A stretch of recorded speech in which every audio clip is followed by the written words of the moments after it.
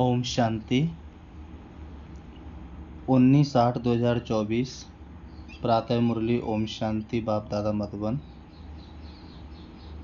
आज की मुरली। मीठे बच्चे, ज्ञान की धारणा करते रहो तो अंत में तुम बाप समान बन जाएंगे। बाप की सारी ताकत तुम हजम कर लेंगे। आज की मुरली की हेडिंग में बाबा ने बताया, मीठे बच्चे ज्ञान की धारणा करते रहो तो अंत में तुम बाप समान बन जाएंगे। बाप की सारी ताकत तुम हजम कर लेंगे। प्रश्न है, किन दो शब्दों की स्मृति से सुदर्शन चक्रधारी बन सकते हो? उत्तर, उत्थान और पतन, सतो प्रधान और तमो प्रधान, शिवालय और वैश्यालय। यह दो बातें स्मृति में रहें तो तुम सुदर्शन चक्रधारी बन जाएंगे। तुम बच्चे अभी ज्ञान को यथार्थ रीत जानते हो। भक्ति में ज्ञान नहीं है, सिर्फ दिल खुश करने की बातें करते रहते हैं। भक्ति मार्ग है ही दिल खुश करने का मार्ग। ओम शांति। मीठे मीठे रूहानी बच्चों प्रति बाप बैठ समझाते हैं। अब तुम बच्चों के लिए बाप कहते हैं, तुम कितने ऊंचे थे। उत्थान और पतन का ये खेल है। तुम्हारी बुद्धि में अब है कि हम कितने उत्तम और पवित्र थे, अब कितने नीच बने हैं।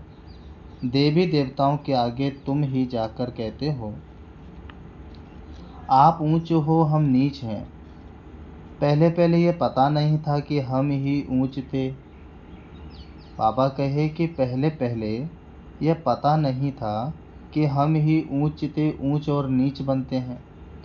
अभी बाप तुमको बताते हैं, मीठे मीठे बच्चे, तुम कितने ऊंच पवित्र थे, फिर कितने अपवित्र बने हो। पवित्र को ऊंच कहा जाता है, उसको कहा जाता है वाइसलेस वर्ल्ड। वहाँ तुम्हारा राज्य था जो फिर अब स्थापन कर रहे हैं। बाप सिर्फ इशारा देते हैं कि तुम बहुत उत्तम शिवालय सतयुग के निवासी थे। फिर जन्म लेते लेते आधे में तुम विकार में गिरे तो पतित विशस बने। आधा कल्प विशस रहे, अब फिर तुमको वाइसलेस सतो प्रधान बनना है। 2 अक्षर याद करना है। अभी यह है तमो प्रधान दुनिया। सतो प्रधान दुनिया की निशानी यह लक्ष्मी नारायण है। 5000 वर्ष की बात है। सतो प्रधान भारत में राज्य था। भारत बहुत उत्तम था, अभी कनिष्ठ है। वाइसलेस से विशस बनने में तुमको 84 जन्म लगे। भल वहाँ भी थोड़ी थोड़ी कला कमती होती जाती हैं, परंतु कहेंगे तो संपूर्ण निर्विकारी ना। एकदम संपूर्ण निर्विकारी श्री कृष्ण को कहेंगे। वह गोरा था, अब सामरा बन गया है। तुम यहाँ बैठे हो तो बुद्धि में रहना चाहिए कि हम शिवालय में विश्व के मालिक थे। दूसरा कोई धर्म ही नहीं, सिर्फ हमारा ही राज्य था। फिर 2 कला कम हुई। जरा जरा कला कम होते त्रेता में 2 कला कम हो गई। पीछे विशस बनते हैं और गिरते गिरते छीची बन जाते हैं। इसको कहा जाता है विशस वर्ल्ड। विषय वैतरणी नदी में गोते खाते रहते हैं, वहाँ क्षीर सागर में रहते थे। तुम सारे वर्ल्ड की हिस्ट्री ज्योग्राफी को, अपने 84 जन्मों की कहानी को भी समझ गए हो। हम वाइसलेस थे, इनके राज्य में थे, पवित्र राजाई थी, उसको कहेंगे फुल स्वर्ग। फिर पवित्र, फिर त्रेता में सेमी स्वर्ग। यह बुद्धि में तो है ना। बाप ही आकर सृष्टि के आदि मध्य अंत का राज समझाते हैं। मध्य में ही रावण आया है, फिर अंत में इस विशेष दुनिया का विनाश होगा। फिर आदि में जाने के लिए पवित्र बनना है। अपने को आत्मा समझ मामेकम याद करो, अपने को देह नहीं समझो। तुमने भक्ति मार्ग में वायदा किया था, बाबा आप आएंगे तो हम आपका ही बनेंगे। आत्मा बाप से बातें करती है। श्री कृष्ण कोई सर्व आत्माओं का बाप थोड़ी था। आत्माओं का बाप तो निराकार शिव बाबा एक ही है। उस हद के बाप से हद का वर्षा, बेहद के बाप से बेहद का वर्षा भारत को मिलता है। इसलिए सतयुग को कहा जाता है शिवालय। शिव बाबा ने आकर देवी देवता धर्म की स्थापना की। बाबा कहे यह तो सदैव याद रखना चाहिए, खुशी की बात है ना। अभी हम फिर शिवालय में जाते हैं, कोई मरता है तो कहेंगे स्वर्ग गया, परंतु ऐसे कभी कोई जाता नहीं। यह सब भक्ति मार्ग के गपोड़े हैं। कोई मरा और स्वर्ग में चला गया, ऐसे कोई जाति नहीं। ये सब भक्ति मार्ग के गपोड़े हैं। दिल खुश करने के लिए सच सच हेवन में तो अभी तुम जाने वाले हो। वहाँ कोई रोग आदि होते नहीं, तुम सदैव हर्षित रहते हो। तो बाप कितना सहज करके छोटे छोटे बच्चों को जैसे बैठ समझाते हैं, भल बाहर में कहाँ भी रहते तुम पद पा सकते हो। इसमें पवित्रता तो पहले मुख्य है। खान पान शुद्ध हो, देवताओं के आगे कभी सिगरेट बीड़ी आदि का भोग लगाते हो क्या? ग्रंथ के आगे कभी अंडे व बीड़ी आदि का भोग रखा है? ग्रंथ को समझते हैं यह जैसे गुरु गोविंद का शरीर है, ग्रंथ को इतना मान देते हैं। यह है गुरु की जैसे देह है, जैसे सिख लोग समझते हैं, परंतु गुरु नानक ने थोड़ी बैठ ग्रंथ लिखा है। नानक ने तो अवतार लिया, सिख लोगों की वृद्धि हुई, बाद में वह ग्रंथ आदि लिखे हैं। एक के बाद फिर सिख धर्म में आते गए। बाबा कहे पहले तो ग्रंथ भी इतना छोटा हाथ का लिखा हुआ था। अब गीता के लिए समझते हैं ये श्री कृष्ण का रूप है। ऐसे मानो जैसे नानक का ग्रंथ वैसे श्री कृष्ण की गीता गाई हुई है। श्री कृष्ण भगवान वाची कहते रहते हैं, इसको कहा जाता है अज्ञान। ज्ञान तो एक परमपिता परमात्मा में ही है। गीता से ही सद्गति होती है, वह ज्ञान तो बाप के पास ही है। ज्ञान से दिन, भक्ति से रात होती है। बाप कहते हैं आत्मा को पवित्र बनाना है, उसके लिए मेहनत करनी पड़े। माया के तूफान ऐसे जबरदस्त आते हैं जो ज्ञान एकदम उड़ जाता है, किसको बोल भी ना सकें। पहला काम भिखारी बहुत तंग करता है, उसमें ही टाइम लगता है तो एक सेकंड में जीवन मुक्ति की बात। बच्चा पैदा हुआ और मालिक बना, तुमने पहचाना शिव बाबा आया हुआ है और बरसे के हकदार बने। गीता भी शिव बाबा ने ही गाई थी, उसने ही कहा है माँ में कम याद करो, मैं इस साधारण तन में आता हूँ। श्री कृष्ण साधारण थोड़ी है, वह तो जन्म लेते हैं तो जैसे बिजली चमक जाती है, बहुत प्रभाव पड़ता है, इसलिए श्री कृष्ण का अब तक भी गायन करते हैं। बाकी शास्त्रार्थ सब भक्ति मार्ग के हैं। इंग्लिश में फिलॉसफी कह देते हैं। स्पिरिचुअल नॉलेज तो स्पिरिचुअल फादर ही दे सकते हैं। खुद कहते हैं मैं तुम्हारा स्पिरिचुअल फादर हूँ, ज्ञान का सागर हूँ। तुम बच्चे भी बाप से सीख रहे हो, ज्ञान को धारण कर रहे हो, फिर पिछाड़ी में बाप मिसाल बन जाएंगे। बाबा कहे फिर पिछाड़ी में बाप मिसाल बन जाएंगे। सारा मददगार धारणा पर है, फिर वह ताकत आ जाएगी बाप की याद से। याद को जौहर कहा जाता है। तलवारों में भी फर्क तो होता है ना, वही तलवार 100 रुपये वाली भी होती है, वही तलवार 3-4 हजार की भी होती है। बाबा तो अनुभवी है ना, तलवार का बहुत मान होता है। गुरु गोविंद सिंह की तलवार का कितना मान है। तो तुम बच्चों में भी योग का बल चाहिए, तो ज्ञान तलवार में जौहर चाहिए। जौहर आने से फिर जल्दी समझेंगे। ड्रामा अनुसार तुम मेहनत करते रहते हो, जितना जितना बाप को याद करेंगे याद से ही पाप कटेंगे। पतित पावन बाप ही युक्ति बता रहे हैं। फिर कल्प बाद भी ऐसे ही आकर तुमको ज्ञान देंगे। इनको भी सब त्याग करा के ऐसे ही अपना रथ बनाएंगे। तुम बच्चों को वहाँ कितनी कशिश हुई, कैसे सब भागे, बाप में कशिश है ना। अभी तुमको भी ऐसा संपूर्ण बनना है, नंबरवार ही बनेंगे। ये राजधानी स्थापन होती है। बाबा कहते हैं नंबरवार ही बनेंगे, ये राजधानी ऐसे स्थापन होती है। सृष्टि चक्र को तो समझ लिया, सतयुग आज से कलयुग अंत तक। अभी है संगम युग, बाप को भी जरूर आना पड़े पावन बनाने। पावन अर्थात सतो प्रधान। फिर खाद पड़ती गई, अब वह खाद निकले कैसे। आत्मा सच्ची होती है तो जेवर भी सच्चा अर्थात तो गोरा शरीर होता है। आत्मा झूठी बनती है तो शरीर भी पतित होता है। ज्ञान के पहले तो यह भी नमन वंदन करते थे।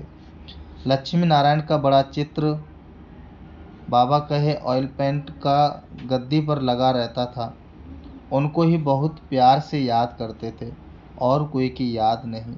बाहर और तरफ ख्याल जाता था तो अपने को चमाट मारते थे, मन भागता क्यों है, दर्शन क्यों नहीं मिलता है। भक्ति में था ना, फिर जब विष्णु का दर्शन हुआ तो भी कोई नारायण थोड़ी हो गया। पुरुषार्थ तो जरूर करना होता है, एम ऑब्जेक्ट तो सामने खड़ी है। यह चैतन्य में थे जिनका जड़ चित्र बनाया है। बाप आया है पावन बनाने, नर से नारायण बनाते हैं। तुम भी उन्हों की राजधानी में थे, फिर ऐसा बनने का पुरुषार्थ करते हो तो अच्छी रीति फॉलो करना चाहिए। ब्रह्मा को देवता थोड़ी कहा जाता है, विष्णु देवता ठीक है, मनुष्यों को तो कुछ पता नहीं। कहते हैं गुरु ब्रह्मा गुरु विष्णु। अब विष्णु गुरु किसका हुआ, सबको गुरु कहते रहते हैं। सिर्फ परमात्मा नम है, उनको गुरु उनको परमात्मा कह देते हैं। सबसे बड़ा तो बाप है ना, उनसे हम ये सीख रहे हैं औरों को सिखलाने के लिए। सतगुरु जो तुमको समझाते हैं वह तुम औरों को समझाते हो। गुरु को ऐसे नहीं कहेंगे कि यह बाप है, टीचर है, नहीं तो ये सारी नॉलेज तुम्हारी बुद्धि में होनी चाहिए। हम शिवालय में थे, अभी वैश्यालय में पड़े हैं, फिर अब शिवालय में जाना है। भल कहते हैं ब्रह्म में लीन हो गया, ज्योति ज्योति समाया। परंतु आत्मा तो अविनाशी है, हर एक में अपना अपना पार्ट भरा हुआ है। सब एक्टर्स हैं, उनको अपना पार्ट बजाना ही है, वह कभी मिट नहीं सकता। जो भी सारी दुनिया की आत्मा है उनको पार्ट बजाना है, जैसे कि नए सिर शूटिंग होती जाती है। परंतु ये अनादि शूटिंग हुई पड़ी है। ये वर्ल्ड की हिस्ट्री ज्योग्राफी रिपीट होती रहती है। यह वंडरफुल सितारा है जो प्रकृति के बीच चमकता है, कभी घिसता ही नहीं। यह ज्ञान तुम्हारे में आगे नहीं था। वंडर ऑफ वर्ल्ड, हेवन अथवा स्वर्ग नाम सुनकर दिल खुश होता है। अभी तो सतयुग है नहीं, अभी है कलयुग, तो पुनर्जन्म भी कलयुग में ही लेंगे।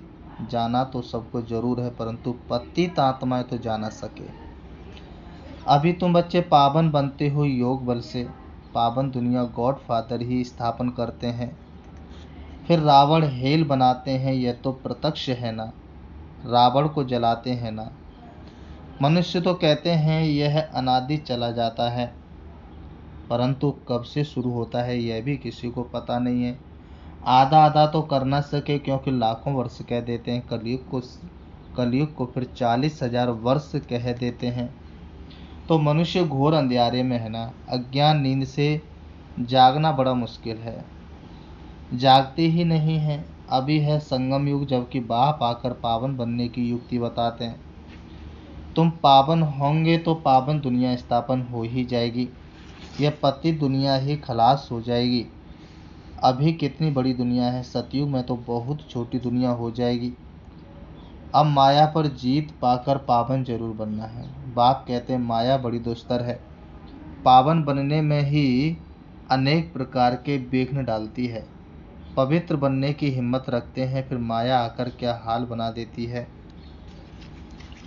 बाबा कहे कि जब पावन बनने की हिम्मत रखते हैं तो माया आकर के क्या हाल बना देती है, घूंसा लगाकर गिरा देती है। क्या हाल बनाती है माया, कि घूंसा मारकर गिरा देती है, की कमाई खत्म कर देती है, फिर बहुत मेहनत करनी पड़ती है।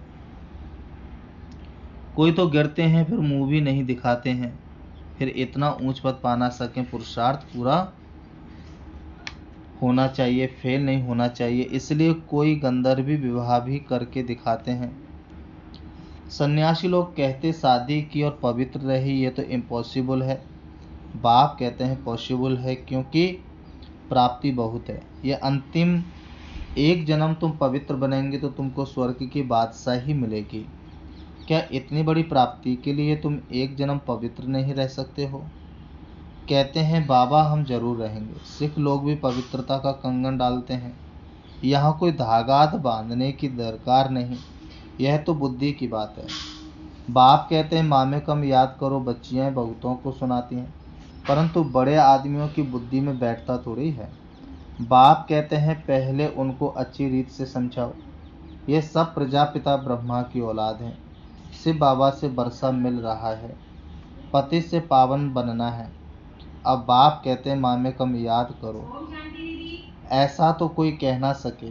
पहले तो उनकी बुद्धि में बिठाना है भारत वॉइसलेस था, अभी विशेष है, फिर वॉइसलेस कैसे बनेगा। भगवान वाच मामेकम याद करो। बस इतना कहे तो भी अहो भाग्य, परंतु इतना भी कह नहीं सकेंगे, भूल जाएंगे। बाबा ने समझाया था, उद्घाटन तो बाप ने कर दिया है, बाकी तुम निमित्त कर रहे हो। फाउंडेशन लगा दिया है, बाकी अब सर्विस अटेंशन का उद्घाटन होता है।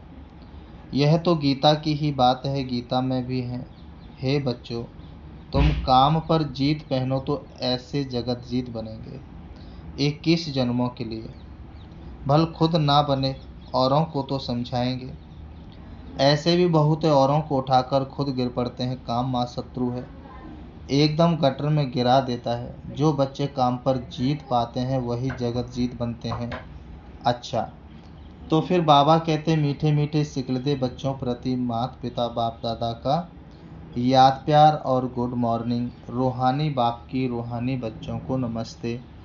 रूहानी हम बच्चों की रूहानी बाप दादा को याद प्यार और नमस्ते नमस्ते नमस्ते।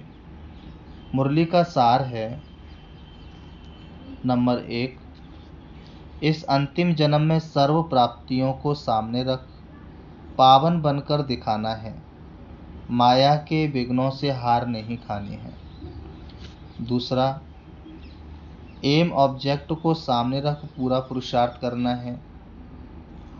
जैसे ब्रह्मा बाप पुरुषार्थ कर नर से नारायण बनते हैं, ऐसे फॉलो कर गद्दी नसीन बनना है। आत्मा को सतो प्रधान बनाने की मेहनत करनी है। वरदान, अधिकारी बन समस्याओं को खेल खेल में पार करने वाले हीरो पार्टधारी भव। अधिकारी बन समस्याओं को खेल खेल में पार करने वाले हीरो पार्टधारी भव। स्पष्टीकरण, चाहे कैसी भी परिस्थितियां हों, समस्याएं हों, लेकिन समस्याओं के अधीन नहीं। अधिकारी बन समस्याओं को ऐसे पार कर लो जैसे खेल खेल में पार कर रहे हैं। चाहे बाहर से रोने का भी पार्ट हो, लेकिन अंदर हो कि यह सब खेल है, जिसको कहते हैं ड्रामा। और ड्रामा के हम हीरो पार्टधारी हैं। हीरो पार्टधारी अर्थात एक्यूरेट पार्ट बजाने वाले। इसलिए कड़ी समस्या को भी खेल समझ हल्का बना दो, कोई भी बोझ ना हो। स्लोगन, सदा ज्ञान के सिमरण में रहो तो सदा हर्षित रहेंगे, माया के आकर्षण से बच जाएंगे। स्लोगन में बाबा ने कहा, सदा ज्ञान के सिमरण में रहो तो सदा हर्षित रहेंगे, माया के आकर्षण से बच जाएंगे। अच्छा, ओम शांति, ओम शांति।